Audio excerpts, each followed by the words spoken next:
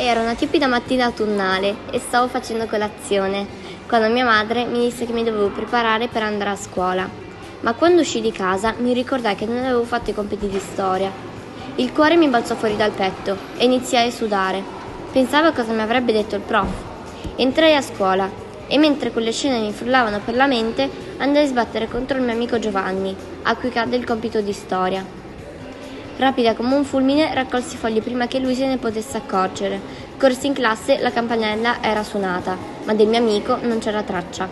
Allora iniziai a copiare il più velocemente possibile i suoi compiti prima che il prof entrasse, poi misi i compiti che avevo copiato sul banco di Giovanni. Il prof entrò e venne accolto con un rigoroso buongiorno. Sistemai il mio materiale. Ero pronta per iniziare una pesante giornata di scuola. Molto bene, ragazzi. Avete fatto tutti i compiti? Chiese il professore. Sì, rispondemmo in coro. Allora il professore passò tra i banchi e raccolse 5 compiti, tra cui il mio. Ero in preda al panico, chissà qual era l'argomento del compito. Il prof iniziò a leggerli e partì proprio dal mio. Con il cuore che mi batteva all'impazzata, guardavo i miei compagni che non potevano capire la mia agitazione.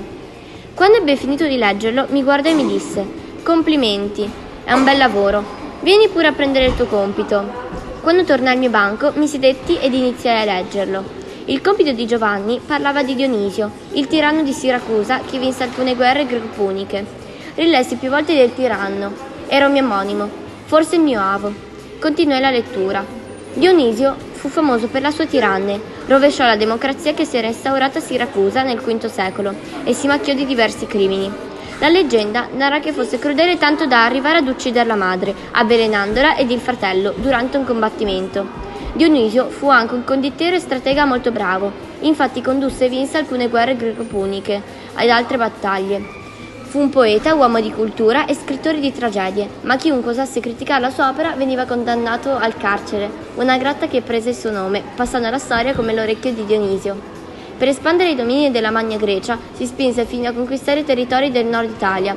Combattendo una delle sue più grandi battaglie, e forse l'ultima, nei pressi dell'attuale Milano, decise di sottomettere i signori del luogo e stabilire definitivamente la sua corte in quelle zone.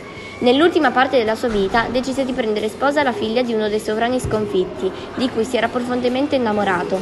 Morì di malaria all'età di 63 anni, per via delle numerosi paludi che circondavano il suo regno. Mi piace pensare che da lì abbia inizio una discendenza della mia famiglia, una discendenza impegnativa. Non avrei mai pensato di avere un antenato così importante.